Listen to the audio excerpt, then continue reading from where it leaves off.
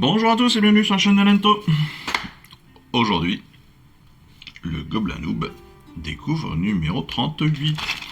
Le fascicule numéro 38 avec 5 nouveaux, si j'arrive à les ouvrir, 5 nouveaux Vindictors.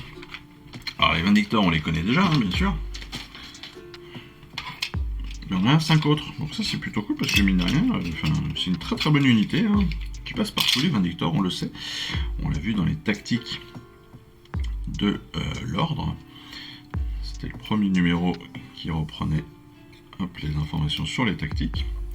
Oula, il y a pas mal de fils de plastique qui traînent. Ce sera pas mal de nettoyage à faire. La question va être est-ce qu'ils seront différents des premiers que nous avons? Et ça, c'est pas gagné. C'est pas gagné du tout. Je crois qu'il y avait plusieurs têtes, on avait des choix de têtes, donc je pense qu'on va avoir des variantes de têtes, on va nous faire choisir les têtes différentes de celles que l'on avait. On a des socles très simples, on va pouvoir replanter des petits décors. Bon après moi vous savez que je m'en sers pas trop pour les Stormcast. Mais voilà, donc je pense que ça va être assez simple. On a juste des variantes de têtes à mon avis, et puis on partira là-dessus. Mais sinon en termes d'armes, je suis pas sûr qu'il y ait beaucoup de différence. 1, 2, 3, 4, 5, 6, 7. Oh quoique, 8. Il est possible qu'il y ait une petite... qu'on ait des variantes sur les épaulières, sur les choses comme cela. On verra sur le montage. En tout cas, la vidéo de montage va arriver très vite, bien évidemment, vous le savez. Et donc on va pouvoir découvrir ça. Élément qui est super sympa, c'est qu'on a un nouveau terrain. Alors nouveau terrain, bon, c'est assez classique, hein, terrain marron ocre d'un côté, orange d'un côté. Et ce qui est surtout sympa, c'est qu'on a un terrain un peu plus... c'est quoi ça? Du jardin. Ouais, j'ai l'impression, hein, avec une rivière qui coule au milieu. Donc il y a moyen qu'on se serve comme ça des décors. Qu'il y a un vrai attrait avec ces petits décors là. Bon, on verra ça dans nos moments de partie, parce que là évidemment vous pouvez pas tout voir, parce que le recul n'est pas assez important, mais bon, c'est pas très grave. Et on découvre notre fascicule, numéro 38, avec comme d'habitude de la lecture, de la collection, de l'assemblage, de la peinture du jeu. Et on commence par notre quatrième aspect de la magie sur les sorts persistants et comment les chasser. Les répurgateurs de l'ordre d'Azir sont des mortels courageux voués à Sigmar. Ils comptent parmi les rares personnes capables de détruire ces sorts redoutables. Et oui, parce que les sorts persistants sont des manifestations dangereuses de la magie qui laissent de nombreux étudiants perplexes, mais ne craignez rien, parce que nous allons vous expliquer tout ce que vous devez savoir dans cette leçon. J'aime bien ces leçons de magie. Des rouages chronomantiques, la mâchoire de Ravnak, ou le soleil violet de Chiche. Celui-là, il y a pas mal de personnes qui le cherchent, je sais pas pourquoi, il doit vraiment être balèze. Gigantesque sphère violette dans laquelle on distingue un crâne, des rayons améthystes mortels jaillissent de cette boule. Si un être vivant est touché, son esprit est arraché de son corps et son enveloppe charnelle est transmutée en cristal. Je comprends pourquoi tout le monde le cherche. Ensuite, on est sur des chroniques du sang de la neige. Après avoir poursuivi leur proie à travers l'échine de Ramut, les tannes de fer tendent leurs pièges et attirent les pillards belluaires dans une confrontation féroce.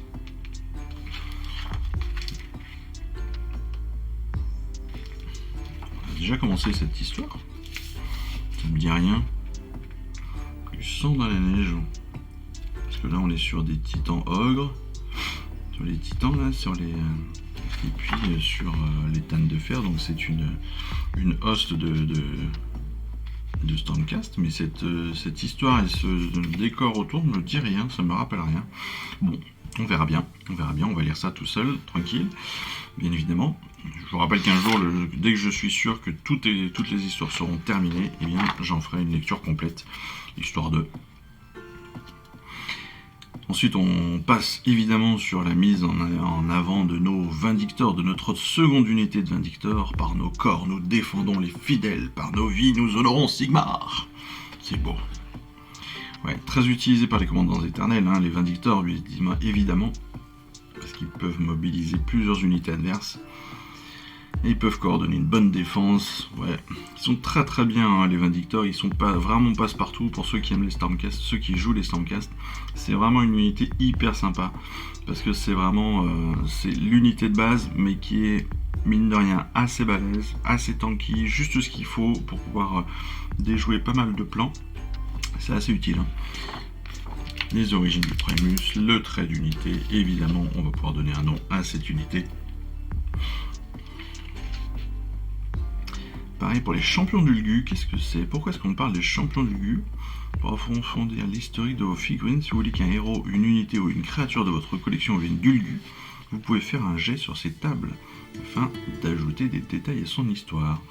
Bien évidemment, pour donner vie à nos figurines, c'est toujours sympa d'avoir ces tableaux, mais il ne me semble pas que l'on ait des figurines d'Ulgu pour l'instant. On n'a pas de figurine, c'est le Ulgu, c'est le chaos, si je ne me trompe pas, mais on n'a pas de figurine comme ça pour l'instant. Bon, les Vindictors, bien évidemment, on l'a vu. On va être sur du montage assez simple, hein, on connaît déjà bien, donc ça ne sera pas une grosse difficulté. Là, on fait le choix de tête, en effet, nue, pour 3 d'entre elles. Le Primus... Le Primus, lui aussi, a un casque un petit peu spécifique avec une petite barbe, un casque à barbe, c'est assez intéressant. Le signifié Azirith, donc c'est la bannière, casque classique, bannière classique, je pense que c'est le même. Hein. C'est le même que la dernière fois, ça par contre. J'ai pas l'impression qu'on ait changé la tête. C'est possible, je me rappelle pas. Mais il me semble que la dernière fois, on avait pris que des têtes casquées. Hein. Pour la première unité, c'était quasiment que des têtes casquées, il me semble.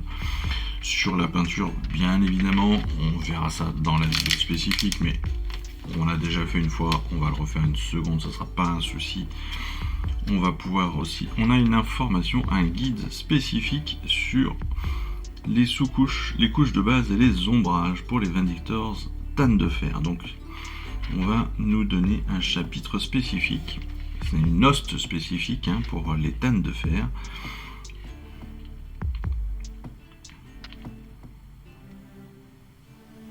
Ça, c'est si vous choisissez de ne pas les peindre de façon classique avec le rétributeur, on nous donne un autre schéma de couleur. Schéma de couleur, donc Tanne de Fer. Donc plutôt sur une base rouge, épaulettes blanches. Assez sympa. Avec des réaux très très beaux. Ah oui, c'est très très bien. Par contre... Ah oui, là c'est très bien parce que là on nous apprend vraiment des techniques, enfin on nous montre des techniques hyper importantes, vous voyez.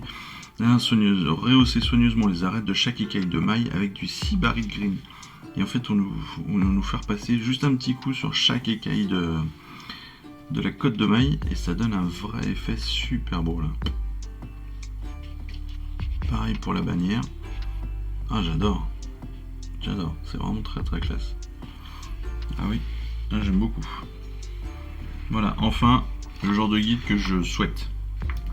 On donne des vrais conseils. Parce que bon, là c'est très simple, hein, c'est peigner telle partie, peigner telle partie. C'est un peu ça qu'on nous fait faire depuis le début, c'est peigner telle partie comme ça. On ne nous donne pas vraiment de conseils ou de techniques de comment améliorer notre figurine et comment améliorer notre peinture. Là, ça va être le cas. On nous donne bien sûr les différentes zones à peindre de telle ou telle façon, mais derrière, on nous dit aussi, voilà, rehaussez comme ça, refaites ça comme ça, et vous allez voir que là, vous voyez, pour les réhauts par exemple, vous allez maintenant rehausser et brosser à sec vos figurines. Ce sont des techniques que vous n'avez pas encore apprises, mais qui seront abordées dans des numéros ultérieurs. Ça, je trouve ça dommage, vraiment, qu'on soit au niveau du numéro 38, on est quand même à la moitié de la collection, et qu'on nous ait toujours pas appris à faire un brossage à sec ou à faire un réhaut. Et ça, c'est quand même dommage parce que c'est la base de la peinture heavy metal et de la peinture citadelle et de Warhammer. C'est quand même un peu con. C'est quand même un peu con d'attendre 40 numéros pour apprendre à faire ça, quoi. Donc attendez de les maîtriser avant de revenir à ces étapes et terminer vos unités. Bah oui, mais c'est super de dire ça, mais... Bah, c'est ça que je recherche, hein, techniquement, parce que, bon... appliquer des couleurs sur des zones, on est sur de la peinture au numéro, on sait à peu près tout se faire, hein. même si on n'est pas très précis parfois, moi le premier, hein, je suis nul sur la précision, il faut que je m'y revienne 15 fois la plupart du temps, mais là les réaux c'est ça que je souhaite moi. Et en plus bon là c'est vraiment, en plus c'est des peintures qu'on n'a pas, hein. À part non même pas le White Scare on l'a pas, Dawnstone on l'a pas, Sybarite Green on l'a pas, le White Rider Raid on l'a pas non plus. Le Storm Host Silver, on l'a pas. Le Slaanesh Grey, on l'a pas. Ouais, donc c'est vraiment des trucs. Oh, derrière la bannière, elle est top, quoi. Et puis les codes de mailles sont magnifiques, hein, vraiment. Enfin bon, on passe là-dessus. C'était mon coup de gueule minimum du jour. On revient sur des tactiques de l'ordre avec les Praetors pour connaître évidemment leurs atouts et leurs inconvénients.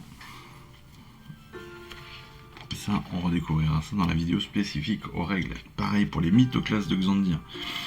Alors, les mythoclastes de Xandir, les inconvénients, ils mettent nombre restreint. Je trouve que 3, c'est déjà bien suffisant, vu le nombre de points de vie qu'ils ont, et vu comment ils peuvent tabasser tout le monde. Hein. Mais bon, on passera ensuite sur la bataille de la semaine avec le Blizzard Féroce, la bataille rangée numéro 18. Et là, on croise les doigts, on croise les doigts, on croise les doigts, oui. On a besoin que de 2 terrains. Et donc avec ce numéro, je comprends pas. Ils sont toujours à la ramasse là-dessus, hein. Je sais pas comment ils se démerdent. Nouveau tapis avec le numéro 41. Non, c'était avec le numéro 38. C'était avec le numéro 38 qu'on a eu le 3ème terrain, mais bon, c'est un avis. Hein. Encore plus de figurines, de peintures, de décors et de plans de bataille.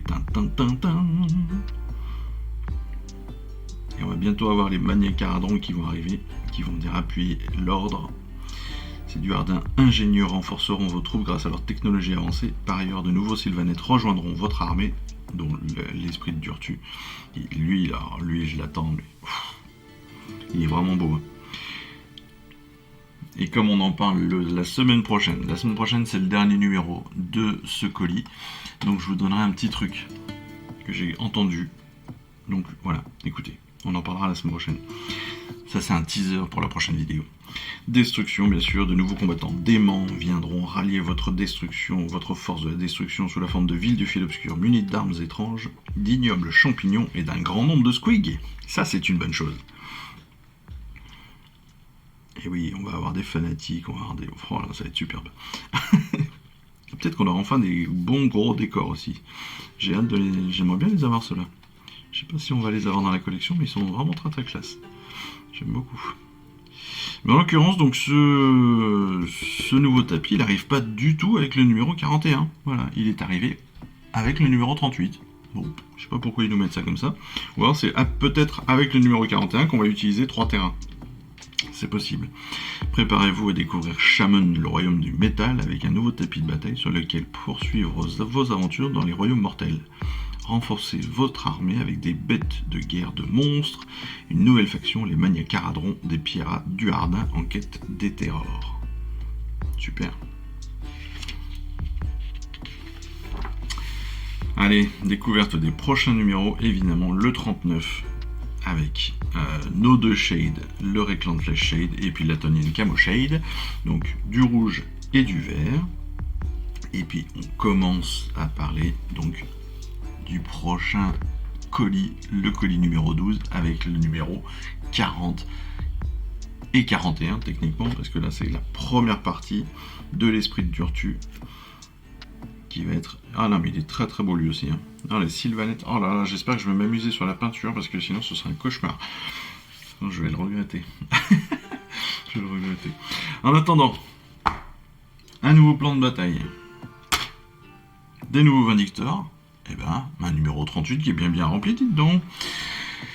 Et ben voilà, une bonne découverte, hein.